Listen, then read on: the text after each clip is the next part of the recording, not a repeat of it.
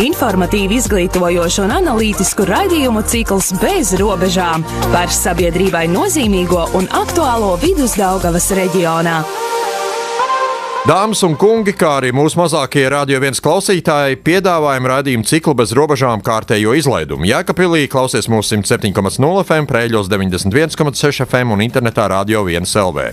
Studijā es Mārs Žigats. Kāda šobrīd ir reālā situācija Ukrainā? To neprāt, ko sauc par karu. Par to mēs arī parunāsim ar Jānu Slaidiņu, Zemesardzes štāba virsnieku un Jēkabpilieti Ritu Šteinu. Sveicināti! Labdien! Šteinas kundze, jūsu aktivitātes, labdarība pār un pāri. Pastāstiet, kas līdz šim ir paveikts, kādi ir tuvākie lielie plāni? Kas līdz šim ir paveikts? Paveikts ir ļoti daudz, rit jau kurš kara gads, mēs visi zinām. Mēs visi esam iesaistījušies labdarībā kara pašā sākumā, un esam domājuši, ka varbūt tas mums būs vienreizējs projekts, tā bija manā gadījumā. Bet jau tas notiek gadiem, un šo 4, jau 5. gads, 5 gadu laikā mēs esam sarūpējuši daudz dronu, pārdevuši solēs daudz traukus. Esam bijuši reizes 15 vai 16 Ukrainā. Šobrīd es Ukrainā atrodos tādu ilgstošāku laiku, jo mēģinu strādāt šeit no vietas un turēt roku šeit uz pulsa un kontaktā lielākā ar fronti. Būs tā ļoti grūti uzskaitīt skaitļos, cik droni, tie noteikti būs simtiem dronu un dažāda cita palīdzība, ko mēs no Latvijas vedam uz Ukrainu, ko naudiņas šeit Ukrainā pārvērš par droniem. Ļoti daudz preces var nopirkt tikai šeit Ukrainā, un tie būs tūkstošiem cilvēku, kas piedalās visā šajā porcelāna dronu stāstā un piedalās šajā labdarības stāstā, un es gribētu palielīt visus latviešus. Īpaši gribu no sevis personiski palielīt jēkabpiliešus, kas ļoti iesaistās un ir iesaistījušies no laika gala. Paldies visiem maniem bijušiem klases biedriem, viņu ģimenēm, draugiem, ģimenei, viņu draugiem, draugu draugiem, kas tiek uzrunāti un iesaistās un turās ar mums kopā jau ļoti ilgstoši. Un tas ir pārvērties par tādu labdarības projektu, kurš ir nevis vienreizējs, kad cilvēks ir ziedojis vienu reizi. Tā arī gan būs, bet tas nebūs vairākums, bet tiešām liels kompliments visiem, kas turās ar mums kopā visu šo ilgo laiku un katru mēnesi daļu no savas algas, daļu no saviem ienākumiem, no prēmijām, no atvaļinājuma naudām velta Ukrainai un uzticās mums un ļauj darīt mums to, ko mēs darām. Un, faktiski mēs visi kopā to darām šeit. Tā kā tiem Radio 1 klausītājiem, kas nav lietas kursā, Rita Šteina kolekcionē porcelānu. Viss sākās ar to, ka jūs daļu savu kolekcijas pārdevāt un naudiņu izveidojāt biedrību Porcelāna droni un naudiņu pārvērtāt par droniem un nogādājāt Ukrainai. Tāds bija tas īsais stāsts, ja? Tāds ir tas īsais stāsts, jā, jo tas stāsts numur 1 bija, mana doma bija palīdzēt kādiem konkrēti zināmiem Ukrainas karavīriem, viņiem bija vajadzīgi 4 droni. Un man likās, ka es to varēšu izdarīt pati ar saviem resursiem, bet tad, kad es ieraudzīju, cik viņi maksā 2022. Gada pašā nogalē, tad es sapratu, ka man ir kā minimums jāpieslēdz klāt visi savi draugi un paziņas, un es vērsos Facebookā pie viņiem ar vienu video, un bija pārsteigta par to, cik daudz cilvēki atsaucās, un pašā sākumā mēs jau visu to darījām ļoti privāti caur saviem privātajiem kontiem, un tad dažu dienu laikā manā privātajā kontā sabira tik dāsni ziedojumi, kas bija no pilnīgi nepazīstamiem cilvēkiem, un principā tā arī sākās porcelāna droni. Tā sākās mūsu izsoles, jā, es sapratu, ka ar manu kolekciju būs skrietni par īsu, lai to visu darītu, un tā tas viss turpinās joprojām. Ja nav noslēpums, cik viens drons maksā? Droni ļoti dažādi. Tie pirmie droni, ko mēs vedām, ir visiem jau labi zināmiem Maviki. Viņi maksā tā no 2000 pats vienkāršākais līdz pat 10 un 30 tūkstošiem, kas jau ir lielie matrači. Un tad tur ir vairāki segmenti, kas pa vidu ieklājās. Un ir FPV droni, kas ir pēdējā laika aktivitāte, tie maksās mazliet lētāk. Tie būs arī vienreizēji. Ir ļoti dažādi. Vai var pieteikties palīgos jums? Kāds šobrīd klausās, varbūt saka, es arī gribu palīdzēt, varbūt man nav naudiņas vai kā, bet es varu kaut ko, organizēt, pieņemt zvanus vai ko vai kā, vai ir vajadzīgi cilvēki jums šobrīd vai jums pietiek? Cilvēku spēks vienmēr ir vajadzīgs. Es ļoti priecājos par to komandu, kas turās ar mani kopā, par visiem šoferīšiem, kas ļoti labprāt brauc un palīdz. Es nevienam pašam cilvēkam nemaksāju algu. Tas, man liekas, ir tāds brīnišķīgs stāsts par to, ka katrs no šiem cilvēkiem arī ir brīvprātīgais. Visi šie cilvēki atrod laiku, iespējas, pašas finansējumu priekš sevis un dodās ar mani kopā uz Ukrainu. Paldies visiem. Man nav tāda fiziska ofisa, kurā būtu uz durvīm uzrakstīts darba laiks, kurā sēdētu kāda sekretāri vai cilvēks, kurš pieņem zvanus. Jāatzīst, to visu lielā mērā daru es vienpersoniski, pieslēdzot cilvēkus palīgus periodiski, ar ko mēs kopā jau dodamies tālāk konvojos, kad viņi ir saorganizēti. Bet palīdzēt noteikti var, ja nav naudiņas. Tas, ko es vienmēr saku, var paskatīties savā trauku skapī, var paskatīties varbūt tās kādā savā lauku mājā trauku skapī, varbūt bēdiņos kaut kur ir nozaudējušies vai nolikt malā kādi trauki, kas liekas šajā brīdī nav vajadzīgi. Un varbūt arī viņiem neredzās tāds pielietojums, jo ne visi saprot šo trauku mīlestību. Un varbūt tur ir kaut kas tāds interesants, kas varētu palīdzēt porcelāna droniem uzrīkot kādu skaistu izsoli. Jā, par to es vienmēr ļoti priecājos un aicinu taisīt fotogrāfijas, atsūtīt man, es paskatos, kas no tā visa būtu derīgs. Un tad jau mēs tālāk runājam.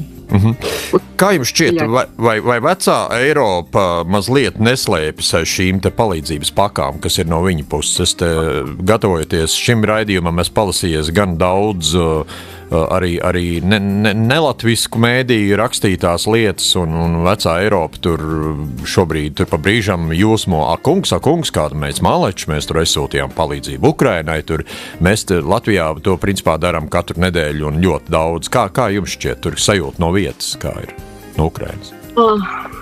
Tā sajūta no vietas ir tāda, ka jebkura palīdzība, labi, varbūt par daudz pateicu, jebkura palīdzība šeit ir ļoti, ļoti nepieciešama. Tikai ir jāzina, kam palīdzēt, ir jābūt šiem kontaktiem, jābūt sapratnē par to, uz kurieni tu ko ved, kam tu ko gādā un kas ir tās reālās vajadzības. Tas laiks, kāds bija pašā kara sākumā, kad bija vajadzīgs itin viss, tas laiks sen jau ir beidzies. Frontē ir dārgas vajadzības, ļoti specifiskas vajadzības, viņas ir jāpārzina un jābūt faktiski, ja strādā kaut vai šajā pašā bezpilotu sistēmu jomā, ir jābūt tādam speciālistam, lai saprastu visus pieprasījumus, kur ko meklēt, kādā veidā, kur ko iegādāties. Tā vienkārši sūtīt palīdzību, kas nav saskaņota, tai palīdzībai noteikti būs grūtāks ceļš līdz adresātiem, un arī cilvēku resursi šeit uz vietas. Viņš ir tāds ļoti ierobežots. Te es arī redzu šo problēmu to, ka, iedomājieties šos 5. kara gada cilvēkiem, algas nav mainītas, viņi dzīvo ar tādiem pašiem ienākumiem, kādi bija kara sākumā, viņu resursi arī šeit uz vietas ir ļoti izsīkuši. Un, ja Ukraiņi varēja ļoti piedalīties frontes atbalstīšanā sākotnēji, tad šobrīd laikam ir pienācis tas laiks, kad palīdzība no ārpuses ir vajadzīga vairāk kā jebkad. Bet viņai ir jābūt ļoti, ļoti tēmētai un ļoti pārdomātai. Kā ir ar Ukrainas karavīriem? Jūs minējāt, viņi nav tā, ka galīgi pārguruši jau un principā jau, kā teikt, dzils gar acīm, neredz īsti vairs neko nesaprot, jo tomēr lielākā daļa atvaļinājumā tur, man liekas, nemaz nav bijusi.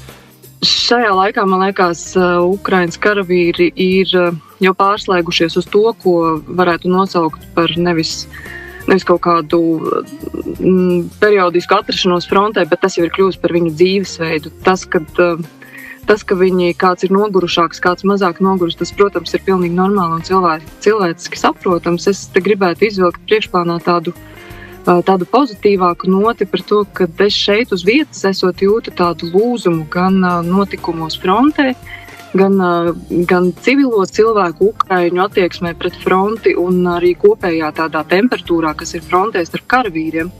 Jo tā kara gaita ir mazliet mainījusies. Mēs redzam to pašu 9. māju, pēc kura bija tāds patriotisks lūzums. Un šobrīd ir patiešām tā sajūta, kad ir tāda vēl viena elpa ievilkt un lai jūs dot Ukraiņiem izturēt un to elpu īstenot un lai viņiem izdodas tas, ko viņš šajā vasarā ir iecerējuši izdarīt frontē. Slaidiņkungs, dronus Latvijā arī ražo. Vai tie droni nonāk Ukrainā vai nē? Jums ir kāda informācija? Teiksim, es par to, tas jāprasa vairāk, protams, aizsardzības ministrijai, kas ir izveidojuši šo dronu koalīciju, teiksim, es varbūt tās par to nemācēšu, bet cik man ir zināms, droni ir nonākuši no Latvijas ražotājiem Ukrainā, bet sīkāk es nemācēšu paskaidrot. Vai nebūtu prātīgi Latvijā būvēt vairāk militāras ražotnes? Ekonomikai, es domāju, tas būtu pietiekami labi un iedzīvotājiem būtu darbs, un es domāju, ar Valmieru pierādīt to, ka to var darīt, un tīri labi mums sanāk, un mēs esam strādīgi cilvēki taču. Slaidīgums, es domāju, mēs redzam, ka šobrīd notiek militārās rūpniecības attīstība. Ir skaidrs, ka to nevar izveidot īsā brīdī, te jāizveido sistēmu, lai to darītu, jāsaprot, kas, ko. Un tam jābūt, man liekas, ir integrētām vispār visā šī sistēmā iekšā, lai neražot vienkārši, ka mēs varam ražot, bet mums jāņem tomēr vērā ir, kā saka, visas NATO valstu spējas, mūsu kaimiņu spējas, teiksim, un tā jābūt sistēmai. Krievijas draudi Eiropai. Cik tas šobrīd ir reāli vai nereāli, mediji par to raksta no rīta līdz vakaram, un tas nav beidzies, protams, visu laiku ir izskanējuši no viņiem Eiropas virzienā, tad katrai atsevišķai valstī, tad visiem kopā. Sladīnkums, kā jums šķiet, ir šobrīd ir iemesls vairāk satraukties vai mazāk satraukties? Viņi ir, kā teikt, cieši neveiksmes kara laukā, un tad viņi varbūt paliek pavisam traki, Kā jums šķiet, kā jūs komentējat? Redzam vispār, kopš 2022. gada sākuma tiklīdz Krievijas uzbrukums iebuksēja, iestrēga, mēs ļoti bieži esam dzirdējuši par šīm Krievijas sarkanajām līnijām, kuras jau pārkāps būs tas un tas, Diemžēl, šī kodolvāla, ko viņi pa brīdim izspēlē, tas atstāja noteikti iespaidu uz lēmumu pieņemšanu rietumu valstīs, kas darīja visu, lai neizprovocētu Krieviju. Krievija ļoti labi apzinās šo savu trumpi, šo šantāžu, un tāpēc arī viņi turpina spēlēt viņu publiskajā telpā. Ir skaidrs, ka karam ejot uz priekšu, ka viņi ir iestrēguši Ukrainā, viņiem īsti cits nekas arī vairs neatliekā, protams, draudēt savām kaimiņu valstīm, citām rietumu valstīm, Un jāsaprot arī viens, kas ir tāda no negatīvās puses, Krievija šobrīd ir iedzīta stūrī, un tiešām kāds būs viņas lēmums turpmākajās darbībās ir grūti paredzēt, Neviens neticēja 2022. gadā, kad būs iebrukums Ukrainā. Īsti nav ne ekonomiski pamatots, ne militāri, bet viņš notika tomēr. Tāpēc ir ļoti grūti saprast Krievijas rīcību, bet ir pilnīgi skaidrs, ka šie draudi, ko viņi izsaka, viņus nevar nenovērtēt. Kurš drauds ir jāņem vērā. Vai tas būtu informatīvā telpā, vai kaut kādas aktivitātes pie robežām, vai šīs hibrīda aktivitātes, gan informatīvā telpā, tie ir draudi, ko mēs nedrīkstam vienkārši palaist garām. Tuvo austrumu pēdējie notikumi, jūsu prognozes, ar ko tas varētu beigties, un kā jūs komentējat to, kas tur šobrīd notiek? Es pieļauju, ka daļa cilvēki īsti nemaz nesaprot, kas tur notiek. Ir Amerika kaut ko bloķē, kaut ko tur, kāpēc viņi bloķē, tad viņi tur met bumbas, saņem pretī bumbas. Kas tur īstenībā visā varbūt tā vienkāršos vārdos? Es varbūt neesmu speciālists par tuviem austrumiem, jo tomēr man Ukraina, un tas, kas notiek mūsu kaimiņos, varbūt vairāk. Bet redzam, ka Amerika nesanāca tas, ko viņi iespējams sākumā plānoja, tas arī ievilcies garumā. Ir skaidrs, ka Irānu, kur arī veidojusi gadu desmitiem šo savu varas sistēmu, ir neiespējami salauzt no ārpuses, lai tur mainītos režīms un tā tālāk. Viņi tāpat kā Putina režīms ir izveidojis tādu monolītu veidojumu, un kur salauzt var tikai no iekšpuses. Ja mēs runājam režīmu maiņu, to nevar izdarīt no ārpuses. Tad ja tu to gribi izdarīt, tevi jāokupē tā valsts, jā. Bet šobrīd iesaistīties, protams, tādās sauszemes operācijās, man liekas, tas būtu diezgan liels izaicinājums arī tādai valstī kā Amerika, jā. Pašlaik notiek tāda, jā, visu laiku draudi no vienas puses, no otras puses, jā. Pamiers, tāpat apšaudas pa pamieru laiku, ir ļoti grūti saprast, kā izveidosies šī situācija. Tas, ka viņa nav atrisinājusies, varbūt tā, kā to ASV gribēja ātri, jā, veicot šos triecienus, tas ir redzams, jā.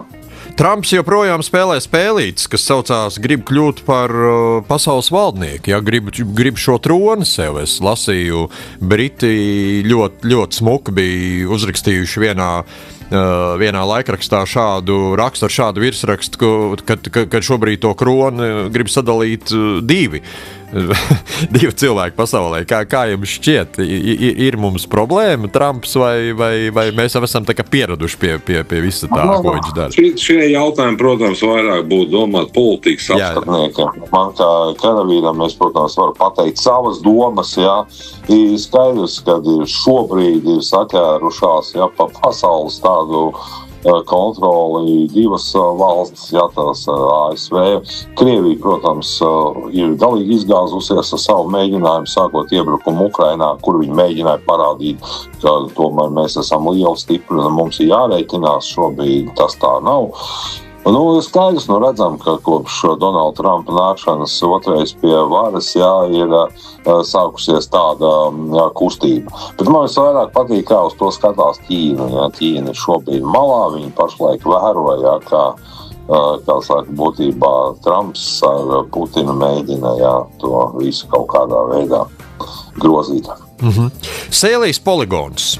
Es gribētu dzirdēt jūsu viedokļus. Cik tas ir iespējams? Ir pareiza vietas izvēle, labi laiks, par to mēs varētu pafilozofēt. Neviens nezināja, ka notiks tā, kā notiks, bet kaut vai tīri par vietas izvēlu. Šteinas kundze, jūs esat Jēkabpilieti. Ko jūs sakat par Sēlijas poligonu? Vajadzēja viņu tur? Nevajadzēja? Vajag varbūt attīstīt vēl lielāku, vispār varbūt Latviju vajag pārvērst par vienu lielu poligonu, un tad mēs kaut kādā ziņā arī būsim pasargāti no iebrucējiem vairāk, varbūt nekā tas notiek šobrīd. Galvenais, lai Krievija mūs vienā sliktā dienā nepārvērš par lielu poligonu kara darbībai. Es priecājos, ja kurā gadījumā par to, ka mums notiek kādas nopietnas kustības tajā virzienā, lai mēs kļūtu spējīgāki, lai mēs kļūtu gudrāki, lai mēs kļūtu tehnoloģiski attīstītāki. Es ļoti ceru, ka Sēlijas poligons to arī veicina. Es ļoti ceru, ka tur būs liels uzsvars uz bezpilotu sistēmām. Es ceru, ka mums būs liels uzsvars mūsu kontingenta apmācīšanā, mūsu karavīru šo papildus vajadzīgo zināšanu iedošanā par to, ka ir jāskatās, jāsaprot, kas notiek gaisā, ko nozīmē visi lidojošie signāli, skaņas un tā tālāk, un ka tas tiks integrēts tajā NATO apmācības sistēmā, kas puišiem tiek dota. Un, jā, ko es tur vairāk varu teikt, lai tikai mums izdodās un lai mums ir laiks to iemācīties. Slaidiņkungs, Sēlijas poligons, ko jūs domājat par to? Ko es varu domāt vai nē, lēmums ir pareizs, tā kā pieņēma ministrijas vadība un NBS vadība, skaidrs, ka mums ir jātīstās, jāstiprina savas kaujas spējas, jā, ņemot vērā, kādā situācijā šobrīd mēs Eiropā dzīvojam, un tas ir pilnīgi normāls lēmums. Vieta, es domāju, ka tā tik ilgi veitīta kur un kā, un tik pieņems tas reģions. Domāju, ka ļoti labi, jo vairāk mācību vietas, jo vairāk kur izvietot gan sabiedrotos spēkus, gan savus spēkus, jā, veikt apmācību. Un karavīra būtībā pievienotā vērtība ir tāda, cik viņš ir efektīvi apmācīts un ko viņš var izdarīt. Jā. Un poligonu izveida, kā saka, tikai atvieglinās šo uzdevumu, jā, un kļūsim gudrāki, spēcīgāki, tehniskāki, attīstītāki, jā, lai mēs būtu gatavi. Ja gadījumā būs nepieciešams, jā, stāties Tēvzemes sardzē. Steinas kundze, vēl sarunas noslēgumā jautājums jums. Jūs kolēģi šur tur bieži vien izsakās mēdījos, ka Latvijas cilvēki ir jau paguruši, ka tā labdarība bišķiņ jau šur tur bremzējās, kad jau vairs nav tāds uzrāviens, kā tas bija tikko karš bija sācies, ka tur cilvēki bez maz vai nes pēdējo no mājas ārā, ka šobrīd tā situācija kaut kādā veidā mazliet ir piebremzējusies. Vai jūs arī izjūtat to? Ir tā vai nav tā? Aplieciniet vai nolieciet.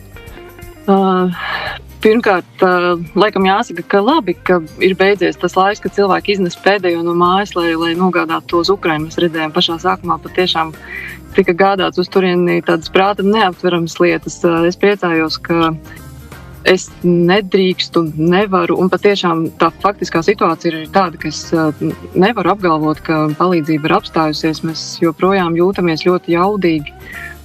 Mēs esam koncentrējušies uz faktiski uz divām tādām spēcīgām vajadzībām frontē. Tās ir bezpilotu sistēmas un medicīna. Un es tiešām esmu ļoti pateicīga cilvēkiem, kuri nepagurst, kuri joprojām ir kopā ar mums. Notiek kaut kāda rotācija, varbūt tie, kas ir vairāk paguruši, kas ir tīpaši tie, kas ir bijuši jau no paša pirmsākuma. Viņu vietā sardzē stājas jauni cilvēki un tiešām man ir liels prieks par to, ka konts nav tukšs un kontā vienmēr notiek kaut kādi brīnumi. Un tik, cik mums ir vajadzīgs, un it kā mūsu plāni un ambīcijas vienmēr ir tādas, ka liekas, es lecu pāri savai galvai, bet es to izstāstu skaļi, un tad man varbūt iekšēji liekas, ka diez vai mums sanāks līdz tam nonākt. Un tāpat mums tas sanāk, un tas resurss kaut kur atrodas, lai gan mēs esam tik maza valstiņa. Un pat jāsaka, ka arī palīdzības sniedzēji ir daudz organizāciju, un tomēr mums to ziedotāju pietiek, un ir latvieši šeit Latvijā, un ir latviešu kopienas Kanādā un citur ārzemēs, kas piedalās un pieslēdzās. Tiešām prieks par to, ka es nevaru sūdzēties. Šobrīd mēs esam joprojām spēcīgi, un šobrīd mēs patiešām frontē esam gaidīti, jo visi zina, kad latvieši atkal būs atveduši tieši to, kas ir vajadzīgs, un atkal viņiem tas būs sanācis. Tiešām liels paldies par to. Te es gan gribētu teikt, ka tajā ir jāiegulda arī liels darbs, jo ziedotāju palikšana kopā ar organizāciju, caur kuru tas tiek darīts, viņi ir lielā mērā atkarīgi no tā, cik daudz mēs, kas esam šeit Ukrainā un kas nododam rokās to, ko mēs esam atveduši, spējam pastāstīt atpakaļ, dodot šo atgriezenisko saiti, un tajā ir jāiegulda tāda liela sirsnība, jo viens ir būt šeit uz vietas un nodot karavīram šo dronu, antenu vai virzemes staciju un redzēt, cik viņi par to sajūsmā. Otrs ir to pastāstīt tai pusē Latvijā, kas to ir sarūpējuši, katru eiro saliekot kopā, jau tikai tad mēs to varam izdarīt. Un ir jāspēj cilvēkiem stāstīt, jāspēj nodot šo gandarījumu, lai viņiem būtu motivācija piedalīties katrā nākošajā stāstā. Jāprot pateikt paldies, tas ir ļoti svarīgi šajā visā labdarības projektā. Un es saku jums arī paldies par mūsu sarunas pirmo daļu, ko mēs noslēgsim, un visiem klausītājiem, kas klausījās, vien atgādina, ka Jēkabpils pusē, Preiļu pusē, viss, kas klausās Radio 1, noteikti sazinieties ar Riču Steinu, Porcelāna droni. Pilnīgi iespējams, ka mēs visi kopā varam darīt vēl daudz vairāk un daudz labāk. Lai mums izdodas. Pavisam noteikti. Paldies! Jūs klausījāties informatīvi izglītojošu raidījumu ciklu Bez robežām. Raidījumu cikls Bez robežām katru pirmdienu 16:10 un atkārtojumā ceturtdien 11:10 un svētdien 11. Klausies un skaties sev ērtā laikā radio1.lv vai radio1.lv Facebook kontā. Raidījumu ciklu Bez robežām finansē Mediju atbalsta fonds no Latvijas valsts budžeta līdzekļiem. Par projekta saturu atbild SIA Radio 1.